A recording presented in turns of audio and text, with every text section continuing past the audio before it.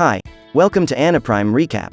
Your city is being attacked by demons who plan to destroy humanity, and you are the only one capable of defeating these bloodthirsty monsters. But you better run if you don't want to miss the supermarket sale. In today's video, we will follow the story of Saitama in the anime One Punch Man, episodes 1, 2 and 3. On an ordinary day, a new monster appears to destroy City Z. Some superheroes try to stop him, but end up being massacred. As chaos spreads outside, Saitama was at his house, watching everything on the news. Realizing that no other superhero could stop that madman, he decides to go there to stop him. Otherwise, the city would be destroyed. Arriving there, he finds Piccolo's lost brother, who was about to crush a girl with his bare hands. However, Saitama is faster and manages to save her. The creature introduces itself as Vaccine Man and says it's there to destroy humans as they were wiping out the planet. The creature then transforms into an even scarier monster, with massive claws and fangs coming out of its mouth. But to his surprise and Saitama's dismay, the guy who was a superhero only as a hobby manages to destroy him with a single punch. Then Saitama drops to his knees and screams in frustration. He couldn't take any more facing villains who were defeated in a single blow. But how did this guy got so strong? Well, 3 years before that battle, Saitama was returning from work when he found a bizarre monster, with the top half being a crab and the bottom half a weirdo wearing underwear. The monster was wiping out anyone who got in its way, but for some reason it decided to leave Saitama alive. Crablante, as he called himself, reveals before leaving that he is after a new prey, the bald-chinned kid. Saitama ignores him and makes his way towards his house. He was very disappointed because he had just been turned down for a job interview. While walking through the streets, he meets the boy with the weird cleft chin that Crablante was looking for. The boy says he used a permanent marker to draw nipples on the giant crab chest. A few seconds later, the creature appears and almost manages to cut the boy in half with its claws. However, Saitama decides to save him and ends up starting a battle with that crazy monster. He takes several punches to the head, and as the crab prepares to deliver the killing blow, Saitama uses its tie to trap one of its eyes and pulls it with all his strength, removing all of the creature's viscera from inside its hull. Since then, he has been training every day to become a powerful superhero. His workouts were so intense that he went bald. But still, he was dissatisfied. His main goal was to find a worthy opponent since, apparently, Saitama was invincible. While shopping at the supermarket, a new villain arrives in town. The guy was a colossal titan. His footprint was capable of destroying an entire city block. Maybe our protagonist will be lucky this time. On the giant's shoulders was his brother. The guy was a scientist and had created a substance capable of helping his brother fulfill his dream, which was to become the strongest man in the world. D-City was being destroyed, and if that titan was not stopped, very soon, all the cities around it would be a pile of rubble. Saitama decides to intervene and appears on the creature's shoulder. The titan attacks him, but soon realizes that he was wrong and, by accident, ended up killing his own brother. He goes into a rage and throws Saitama away. Then he hits him with a string of thousands of punches that ends up forming a crater in the middle of the city. However, Saitama manages to get out of there unharmed and lands a single punch directly in the face of the giant. Even with all that power, the big guy was knocked out. And once again, Saitama returns home frustrated. During reflection, he realizes that all his emotions are getting weaker every day. Our hero is almost no longer able to feel fear, anxiety, joy, anger. And that's worrying him. He comes home and showers, then prepares his dinner and goes to bed. That's his daily routine, but that night, something unexpected happened. While sleeping, a creature invades his house and attacks him. The monster says that humans knew them as subterranean people, as they lived isolated under the earth. But their race had grown too much and now they wanted to claim the planet's surface. The creature informs him that by that time, 70% of Earth's inhabitants had been killed and now they intended to eliminate everything else. Saitama is excited to find opponents to his match and soon lands a punch on one of those monsters. The creature's body explodes and dozens of other monsters attack him. However, he manages to dodge all the blows and smash them all with punches. But in the end, not even he could contain those creatures. The surface of the earth was taken and the subterranean people managed to dominate the planet. Amidst the flames, Saitama appears and is still determined to destroy those things. He is no longer able to eliminate them with a single blow, and this makes Saitama feel the adrenaline rushing through his veins again. Thus, he was able to recall the joy of experiencing a real struggle. After eliminating the subterraneans, the superhero now has to face Underlord, their master. But just as he was about to start the battle, his alarm clock goes off and he discovers that it was all a dream. Soon after, he hears some screams outside, coming from a creature that calls itself Subterranean King. Saitama is excited. After all, his dream was about to come true. He then takes down one of those monsters with a kick and prepares for battle. However, seeing that their master had been easily defeated, the other subterranean creatures run away and ask for forgiveness for the inconvenience they caused. And once again, it wasn't at this moment that Saitama would have his long-awaited bloody battle. A few days have passed and a new threat arrives in City Z. This time, a huge swarm of mosquitoes is destroying everything in its path. While watering his cactus, Saitama is chased by one of them. No matter how hard he tried to crush it, the insect always managed to escape unharmed. Meanwhile, the swarm flew over the city. A man takes advantage of the fact that all the villagers are hiding in their houses to rob a store. However, what he didn't count on is that he would be another victim of those bloodthirsty animals.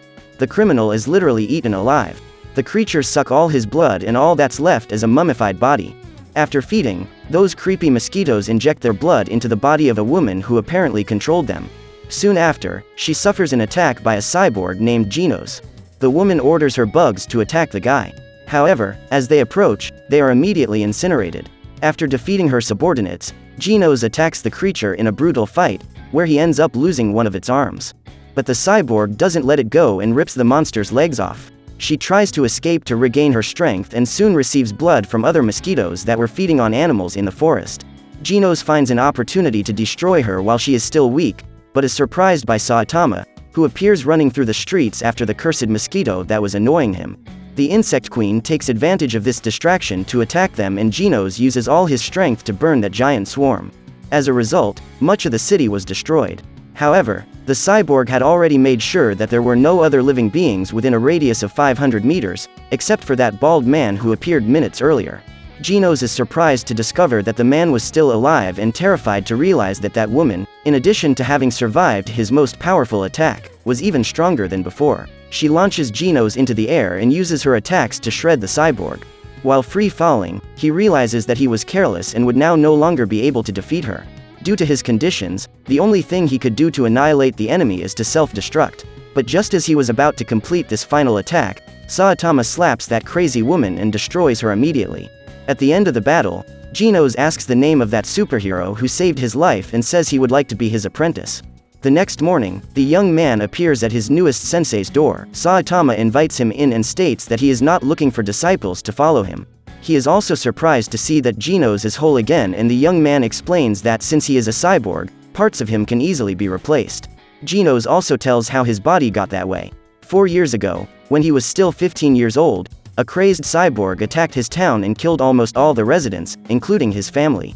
Since then, he has lived alone in a ruined city, trying to survive. It was there that Dr. Kusin appeared. He was a scientist and he was on a mission to try to stop that cyborg. Genus asked the doctor to modify his body so that he became stronger and faster. That's how he was reborn as a cyborg who fights for justice, whose main goal is to annihilate that monster that destroyed his city. In a secluded place in the forest, a scientist receives news that his prototype, the Mosquito Girl, has been eliminated with a single blow from an unknown superhero. He obtains images of Saitama and asks his assistant to send messengers to invite him to his laboratory, which he affectionately calls the House of Evolution. His real goal was to use the young man's body as a guinea pig for his studies, since he had such power. After hearing Genus' story, Saitama agrees to coach him. At that moment, the young man detects the presence of an approaching enemy and soon after, a giant mantis appears.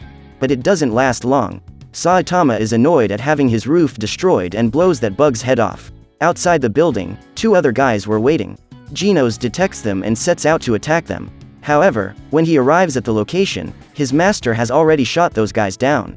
Seconds later, another monster appears and pulls Saitama underground. The superhero only has his bald head sticking out, while another cyborg appears to attack them. Genus goes after him. That was an opportunity to find the monster that killed his family. While his apprentice fights the armored gorilla, Saitama is approached by a giant lion, who was there to take him at all costs to the so-called House of Evolution. The egghead pops out of the hole and gives those villains a chance to apologize for breaking the roof of their apartment. But instead, the Beast King starts launching several attacks against him. Saitama dodges easily and with a few punches, he shatters that creature's head and torso. Upon witnessing this massacre, the bully mole tries to escape underground, but Saitama is even faster. He manages to reach it and destroy it. When he returns to the surface, he sees Genus interrogating that gorilla that was inside the armor. The beast claims to be the third most powerful fighter in the House of Evolution and reveals that the lion was the second most powerful. Seeing that the superhero was intact and his friend had been destroyed, he apologizes for the attack and tells how they can find the scientist responsible for running the House of Evolution. He further explains that Dr. Genus was obsessed with the artificial evolution of humanity, but he never had any support from the scientific community to continue his research. Therefore, he decided to do everything himself, but it was not until he was 70 years old that his research was successful. The first thing he did was regain his youth. He then created several clones of himself to perform animal experiments. In this way, the scientist was able to create new species. He later switched to using humans in his experiments and intended to use Saitama as a guinea pig in his research on evolution. As Genus and his master make their way to the House of Evolution, the armored gorilla informs the scientist that he is about to receive a visit. The man then prepares for combat and asks his clones to release Carnage Kabuto, the strongest fighter they have ever created. This would be his last resource. In addition, Dr. Genus activated all the traps in the lab, from the 1st to the 8th floors. His hope was that the traps alone would be enough to stop them. Otherwise, all his research would be at risk. When they get there, Genus is already ahead and destroys all 8 floors of the building. Saitama finds a passage leading down to the basement. Inside, the doctor's clones try to contain Carnage Kabuto, but without any success. The real scientist appears and says he's been keeping Kabuto trapped underground all this time because he was mentally unstable and was a danger to everyone around him. He even asks for the giant's help to capture Saitama, dead or alive. As Kabuto has been without a fight for a long time, he soon accepts the request. The monster runs through the halls, towards the superheroes, and soon crushes Genus against the wall. Saitama is annoyed to see his apprentice in that state and accompanies Kabuto to a room where combat experiments were carried out. Upon arriving there, before they could start the battle, Genus appears and uses his incinerate ability to set Kabuto on fire. The young man is still alive, however. His blow has no effect. Instead, that muscle mountain throws him away and Genus lands in Saitama's lap. But the young man does not give up and launches, again, his flames on the enemy. Kabuto, with a single breath, manages to fight the fire, which ends up returning and hitting Genus, leaving the young man with hair like a cauliflower. Saitama then decides to take the lead in that battle and fight Kabuto. He gets excited as he encountered a powerful opponent. Dr. Genus watched from afar and was proud to see his test subject in action. Kabuto starts the attack and goes for Saitama, but when he is about to deliver the first blow, his instinct tells him to retreat. Otherwise, he would be killed right there. The villain asks how Saitama managed to get so powerful and the hero decides to reveal his secret.